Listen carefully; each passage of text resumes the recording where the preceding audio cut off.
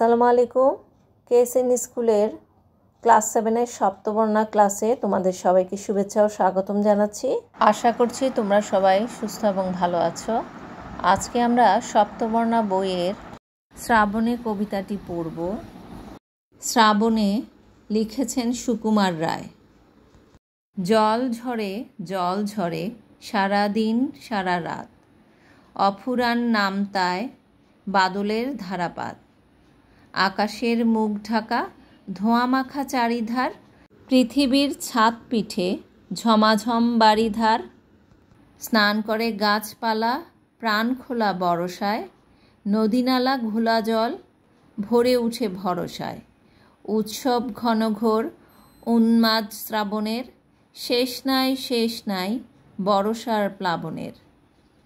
জলে জলে জলময় 10 দিক টলমল, অবিরাম একই গান ঢালো জল, ধুয়ে যায় যত তাপ জ্বর গ্রীষ্মের, ধুয়ে যায় রৌদ্রের স্মৃতিটুকু বিশ্বের।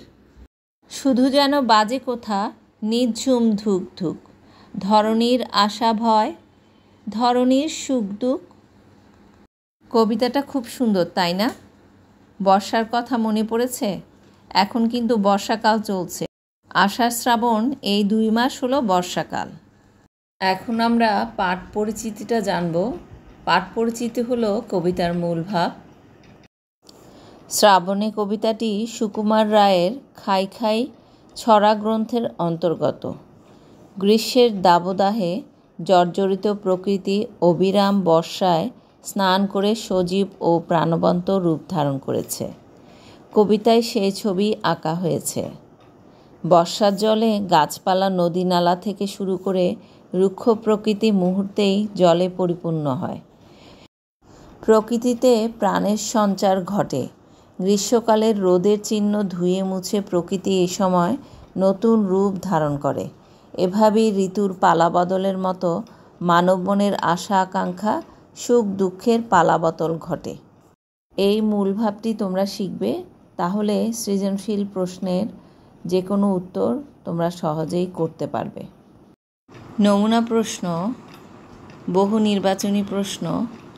1 নাম্বার, শ্রাবণের জল অবিরাম ঝরে ক সঙ্গীতের মতো, খ কোলাহলের মতো, গ গণিতের মতো, ঘ নামতার মতো। সঠিক উত্তরটি হবে ঘ নামতার মতো। 2, অবিরাম একই গান বলতে কি বোঝানো হয়েছে? ক বর্ষার প্লাবন, খ নদীর ঘোলা জল, গ একটানা বৃষ্টি, ঘ সঙ্গীত সন্ধ্যা। সঠিক উত্তর হবে গ একটানা বৃষ্টি।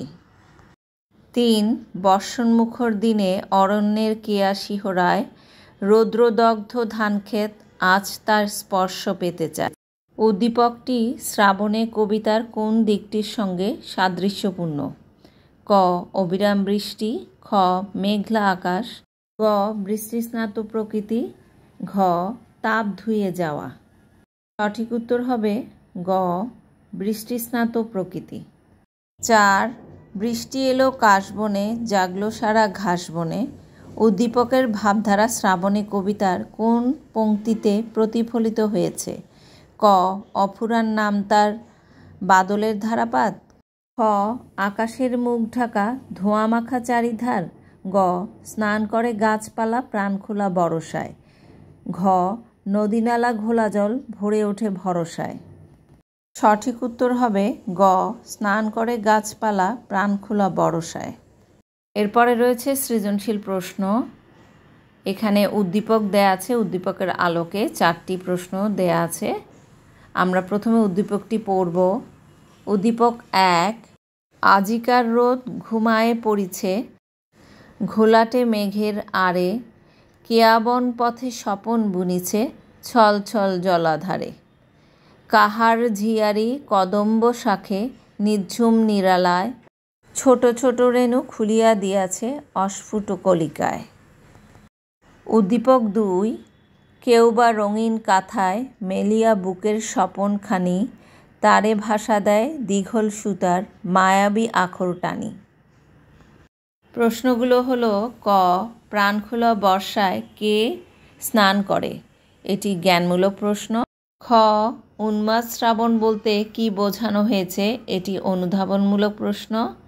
গ প্রথম উদ্দীপকে শ্রাবণে কবিতায় বর্ণিত বর্ষার কোন দিকটি চিত্রিত হয়েছে?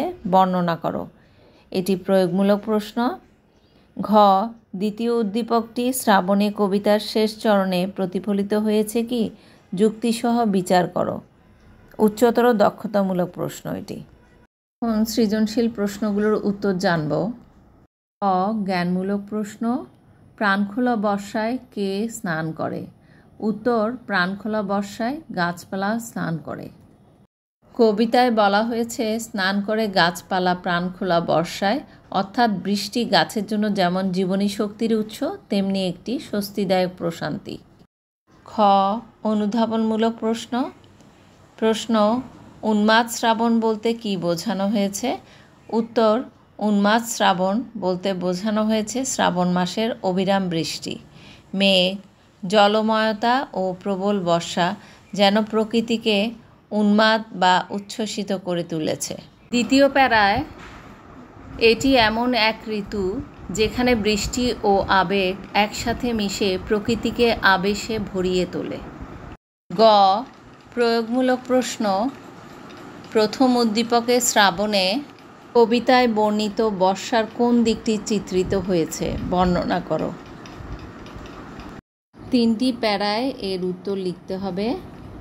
উত্তর প্রথম উদ্দীপকে শ্রাবণে কবিতার প্রাকৃতিক দিকটি সুন্দরভাবে প্রতিফলিত হয়েছে, যেমন আকাশে মেঘ জমেছে, জলধারার শব্দে পরিবেশ ছলছল করছে, কদম্বের শাখায় ছোট রেণুগুলো খেলা করছে।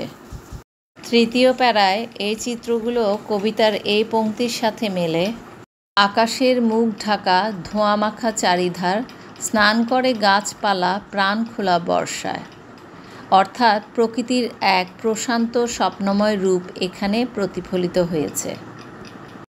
এরপর ঘ উচ্চতর দক্ষতামূলক প্রশ্ন, দ্বিতীয় উদ্দীপকটি শ্রাবণে কবিতার শেষ চরণে প্রতিফলিত হয়েছে কি? যুক্তিসহ বিচার করো। উত্তর হ্যাঁ, দ্বিতীয় উদ্দীপকটি শ্রাবণে কবিতার শেষ চরণে প্রতিফলিত হয়েছে।